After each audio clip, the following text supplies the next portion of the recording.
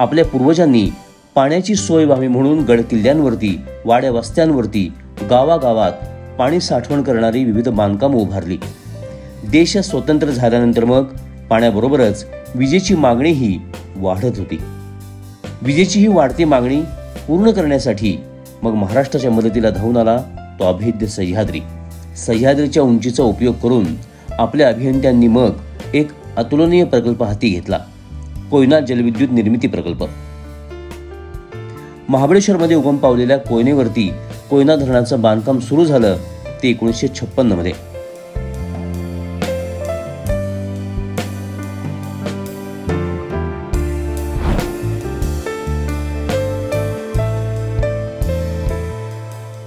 सह्याद्रीच्या उताराचा उपयोग करून पश्चिमेकडे विद्युतगृह बांधण्यात आली आणि टनेलचा उपयोग करून अडवलेल्या कोयनेच्या पाण्यानं आतली टर्बाईन्स फिरू लागली आणि राज्यात वीजही. त्यानंतर जलाशयाच्या पाण्याचा पुरेपूर वापर व्हावा यासाठी लेक टॅपिंग करण्यात आलं. आशियातलं हे पहिलं लेक टॅप टप्पा 4 साठी 1999 मध्ये, तर दुसरं लेक टॅप टप्पा 4B साठी 2012 ला केलं गेलं. आज कोयना टप्पा 1, 2, टप्पा 4 आणि टप्पा 4B या माध्यमातून 1960 मेगावॅट वीज निर्मिती केली जाते. कोयनेबरोबरच उजनीसारखे प्रकल्पही मग आकार घेत होते. सोलापूरच्या वेशीवरती असलेला हा प्रकल्प सोलापूरच्या दुष्काळी भागासाठी वरदान ठरतोय. कृष्णा नदीची उपनदी असलेल्या भीमा नदीवरचा हा प्रकल्प 117 TMC साठवण क्षमतेचा आहे. पुण्यापासून अवघ्या 40 किलोमीटर अंतरावरती ब्रिटिशकालीन असलेलं भाटघर हे धरण अगदी पाहण्यासारखं आहे. एका धरण भिंतीच्या आत आणखीन एक भिंत असलेला हा अनोखा प्रकल्प आहे. 24 TMC असलेले हे धरण सिंचनासाठी संजीवनी ठरत आहे. या प्रकल्पाची गॅलरी पाहण्यासाठी उन्हाळ्यात लोक आवर्जून भेट देतात. पुण्याला पाणीपुरवठा करणारी पानशेत, खडकवासला, टेमघर आणि वरसगाव ही धरणं कोणाला माहीत नाहीत. खडकवासला धरणातील पाण्याचा साठा जसा जसा कमी होईल तसा तसा पानशेत, वरसगाव आणि टेमघरमधून पाणी खडकवासला धरणामध्ये सोडलं जातं. राधानगरी प्रजाहितदक्ष राजश्री शाहू महाराज यांनी फेब्रुवारी 1908 मध्ये या धरणाच्या बांधकामाची सुरुवात केली. निसर्गरम्य परिसर आणि उत्कृष्ट रेखीव बांधकाम यामुळे हे धरण आणि इथला परिसर सुप्रसिद्ध आहे. 8.36 TMC क्षमता असलेल्या या धरणाचे दरवाजे स्वयंचलित आहेत. कराडजवळ कृष्णा नदीवरती बॅरेज बांधून उभारलेला टेंभू प्रकल्प सातारा, सांगली, सोलापूर जिल्ह्यातल्या 240 गावांचा पाण्याचा प्रश्न निकालात काढणारा ठरलाय. टप्पा 1A या ठिकाणी पाणी अडवले गेल्यानंतर ते उचलून टप्पा 1B पर्यंत अजस्त्र पंपांच्या साह्याने वरती नेण्यात येते आणि पुढे दुष्काळी भागाला पुरवण्याची व्यवस्था केलेली आहे. आवर्जून भेट द्यावी असा हा प्रकल्प आहे.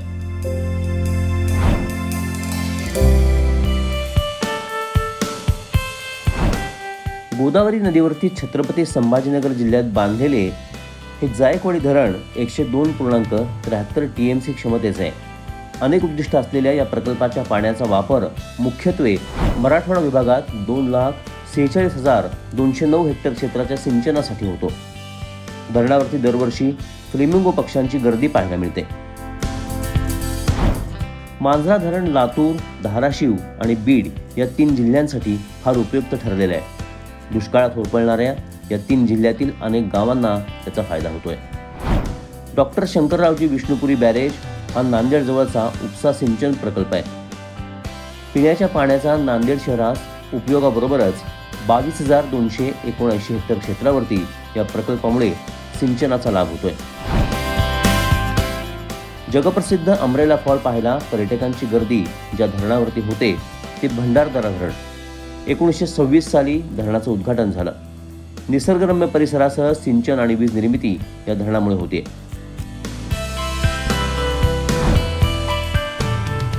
खुद्द पंतप्रधानांच्या हस्ते 26 ऑक्टोबर 2023 रोजी ज्या प्रकल्पाच्या पाण्याचं लाभ क्षेत्रासाठी लोकार्पण झालं ते निळवंडे धरण.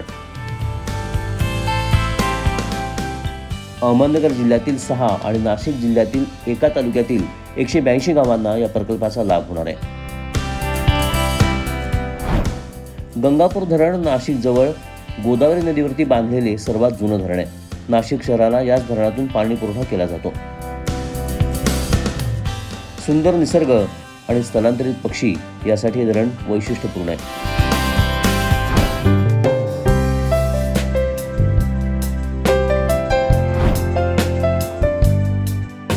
वाघाचा वावर असलेल्या तोतलाडोह अभयारण्याच्या कुशीत असलेलं हे तोतलाडोह धरण महाराष्ट्र आणि मध्य प्रदेशचा हा संयुक्त प्रकल्प आहे. धरणाच्या पायथ्याशी 160 मेगावॅटचा जलविद्युत प्रकल्पही आहे. विविध वन्य प्राणी आणि पक्षी असलेल्या या धरणाला आवर्जून भेट देण्यासाठी अनेक लोक येत असतात. महाराष्ट्रातील एकमेव राष्ट्रीय सिंचन प्रकल्प म्हणून गोसीखुर्द ओळखला जातो. नागपूरच्या दक्षिण पूर्वेस 90 किलोमीटर अंतरावरती वैनगंगा नदीवरती हा प्रकल्प साकारलेला आहे. 40.47 TMC क्षमतेचा असलेला हा प्रकल्प 2,50,800 क्षेत्राला सिंचनाचा लाभ मिळवून देतोय.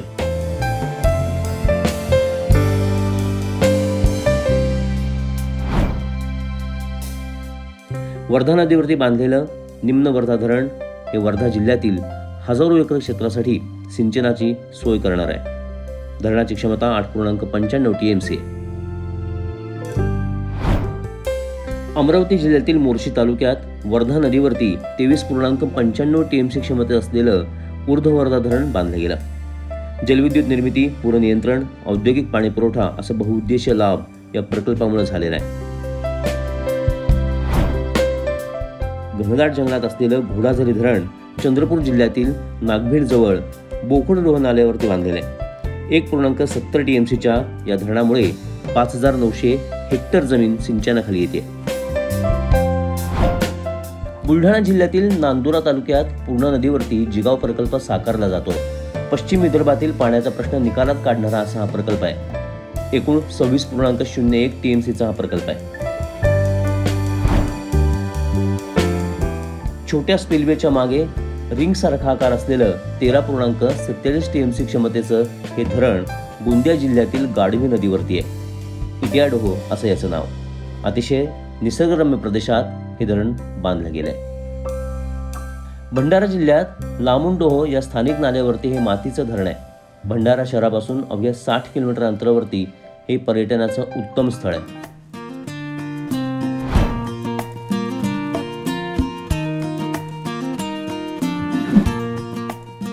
तिलारी धरण म्हणजे निसर्गरम्य कोकणातील सिंधुदुर्ग जिल्ह्यात गोवा आणि महाराष्ट्र यांचा संयुक्त प्रकल्प आहे. सिंचनाबरोबर गोवा राज्यातील घरगुती आणि औद्योगिक वापरासाठी 4.6 TMC पाणी दिले जातं. कोकणातील हे सर्वात मोठे मातीचं धरण आहे. वैतरणा धरण बृहन्मुंबई महापालिकेस पिण्याचे पाणी उपलब्ध करून देणारा प्रकल्प म्हणून ओळखला जातो. नाशिक जिल्ह्यातल्या इगतपुरी तालुक्यात हे धरण आहे. सदर प्रकल्पांतर्गत वैतरणा, अळवंडी धरण आणि डावा कटक बांध यांचा समावेश आहे. नवी मुंबईला पाणी पुरवठा करणारे हे हेटवणे धरण रायगड जिल्ह्यात आहे. धरणाची साठवण क्षमता 5.21 TMC आहे. मुंबई शहर आणि ठाणे शहराला पाणी पुरवठा करणाऱ्या धरणांपैकी भातसा हे महत्त्वाचं धरण आहे. भातसा हे महाराष्ट्रातील सर्वात उंच दगडी धरण आहे. वर्ल्ड हेरिटेज इरिगेशन स्ट्रक्चर नामांकन मिळालेलं असं हे ऐतिहासिक धामापूर धरण. 1530 मध्ये नागेश देसाई यांनी हा तलाव बांधला. चोहोबाजूंनी जंगलानं वेढलेलं हे धरण मनमोहक दृश्य प्रदान करतं.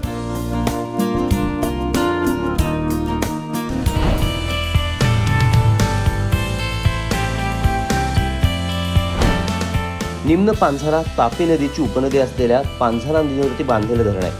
धुळे जिल्ह्यात अक्कलपाडा गावाजवळ हे धरण आहे. या धरणाची साठवण क्षमता 3.86 TMC आहे. जळगाव जिल्ह्यात तापी नदीवरती बांधलेलं हे हतनूर धरण 1982 साली बांधण्यात आलं.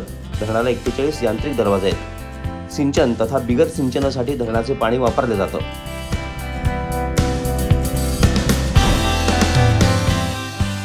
नाशिक जिल्ह्यात चाळीसगाव शहराच्या पश्चिमेला 40 किलोमीटर अंतरावरती बांधलेलं हे गिरणा धरण 21.48 TMC क्षमतेचे हे धरण आहे.